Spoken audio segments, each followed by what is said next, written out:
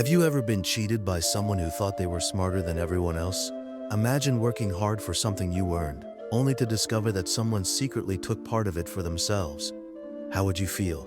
Angry? Frustrated? Would you seek justice? Hundreds of years ago, in medieval England, there lived a miller known for exactly that kind of behavior. He stole from innocent people and believed nobody could outsmart him. But one day, two clever students decided they had enough.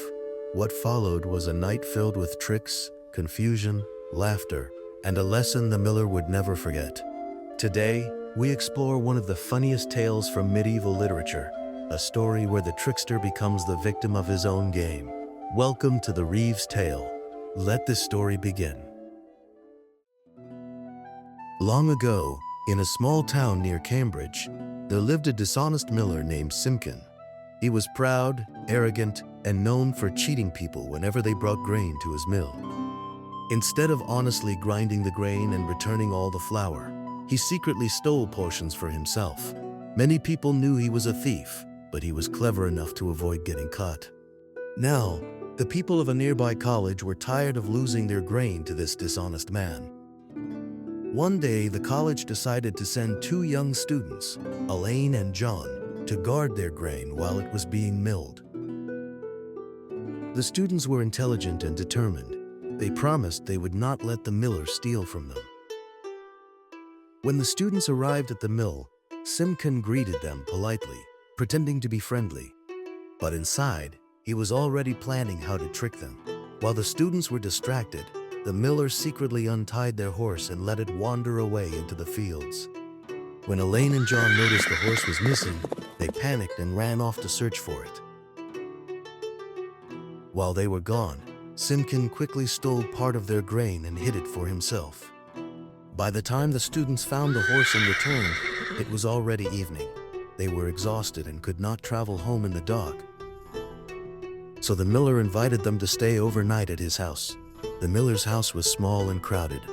The miller, his wife, his daughter, and a baby all slept in the same room as the students. Before everyone went to sleep, the students whispered to each other. They realized the miller had cheated them, and they decided they would get revenge before morning. Late at night, after everyone had fallen asleep, Elaine quietly climbed into the bed of the miller's daughter and flirted with her. The girl, surprised but amused, allowed him to stay. Meanwhile, John thought of another way to embarrass the miller. He carefully moved the baby's cradle from beside the miller's bed to beside his own bed. Hours later, the miller woke up in the darkness, looking for the cradle so he could find his wife's bed.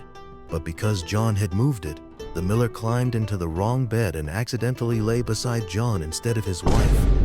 John realized what had happened and decided to play along for a while. At the same time, Elaine returned from the daughter's bed and accidentally woke the miller by bragging loudly about his success.